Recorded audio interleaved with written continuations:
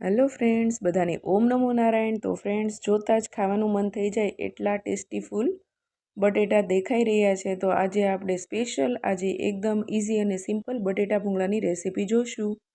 તો તેની માટે આપણે 500 ગ્રામ બટેકા લઈ લેવાના છે। બટેટાને બે ભાગ કરી અને કટ કરીને આપણે કુકરમાં લઈ લેવાના છે। બટેકા ડૂબે એટલું આપણે પાણી નાખવાનું છે એમાં, અને આપણે એને બાફવા માટે મૂકી દેવાના છે। જ્યારે આપણે બાફીએ તેમાં અડધી ચમચી આપણે મીઠું નાખવાનું છે।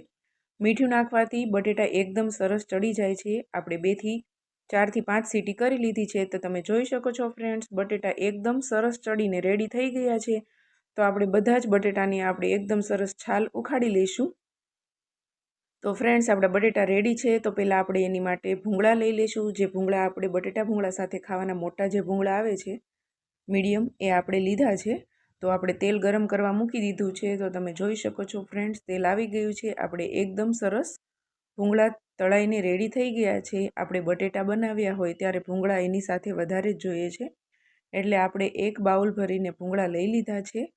તો ભૂંગળા એકદમ સરસ હોય છે તો જે સારા લાગે છે બટેટા ભૂંગળા। આવી રીતના એકદમ સરસ ફૂલ તેલ આવે ત્યારે જ આપણે ભૂંગળા તળવાના છે, એટલે એકદમ સરસ ભૂંગળા તળાય અને રેડી થઈ ગયા છે। તો ફ્રેન્ડ્સ, આપણે હવે એ જ ઓલામાં આપણે એને બટેટાનો મસાલો કરી લઈશું।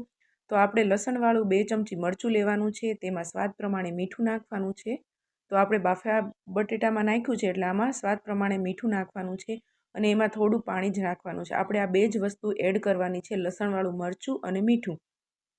તો આપણે જે ભૂંગળા તળ્યા હતા એ જ બાઉલમાં આપણે બટેટા બનાવશું। આપણે 1 થી 2 ચમચી તેલ લીધું છે, એમાં થોડીક અમથી હિંગ નાખશું, અને આપણે જે લસણવાળું મરચું અને મીઠાનું મિશ્રણ તૈયાર કર્યું છે આ આપણે એડ કરી દઈશું, અને એકદમ સરસ એને ઉકળવા દઈશું।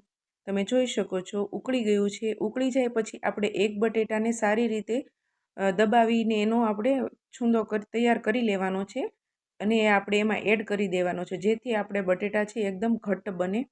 હવે આ ઉકળી જાય એટલે આપણે જે બટેટા બાફીને રાખ્યા છે તે આપણે બટેટા એમાં એડ કરી દઈશું, અને ધીમા ગેસે આપણે એને 2 થી 4 મિનિટ સુધી ઉકળવા દઈશું। આમાં હજી પણ આપણે થોડુંક પાણી એડ કરશું। તો તમે જોઈ શકો છો ફ્રેન્ડ્સ, ઉપરથી કોથમરી નાખશું, અને એકદમ સરસ આપણે બટેટાને ઉકળવા દેવાના છે, અને ઉપરથી આપણે અડધું લીંબુ નાખવાનું છે। તો ફ્રેન્ડ્સ, આમાં લસણવાળું મરચું અને મીઠું અને લીંબુ અને કોથમરી એકદમ ઇઝી અને સિમ્પલ ભાવનગરી બટેટા તીખા અને તમતમતા બનીને તૈયાર છે। તમે જોઈ શકો છો થોડી વાર ઉકળશે એટલે એકદમ બટેટા આપણા રેડી થઈ ગયા છે। તો ફ્રેન્ડ્સ, આપણે એને ડીશમાં લઈ લઈશું। તમે જોઈ શકો છો જોતાં જ ખાવાનું મન થઈ જાય એટલા સરસ દેખાઈ રહ્યા છે। મને તો મોઢામાં પાણી આવી રહ્યું છે, તો હું ફટાફટ એને ટેસ્ટ કરીશ, ડીશમાં લઈ લઈશ। તમે જોઈ શકો છો એકદમ સરસ દેખાઈ રહ્યા છે। તો ફ્રેન્ડ્સ, તમને આ મારી બટેટા ભૂંગળાની સિમ્પલ અને ઇઝી રેસીપી કેવી લાગી તે મને જરૂરથી કમેન્ટ બોક્સમાં કહેજો। અને ફ્રેન્ડ્સ, તમને મારો વિડીયો ગમે તો મારા વિડીયોને લાઇક, શેર અને સબસ્ક્રાઈબ કરજો। અને ફ્રેન્ડ્સ, મારા આવા વિડીયો જોતા રહેજો। તો ફ્રેન્ડ્સ, આપણે ફરી મળીશું એક નવા વિડીયો સાથે। ત્યાં સુધી બધાને ઓમ નમો નારાયણ અને જય ભોળાનાથ।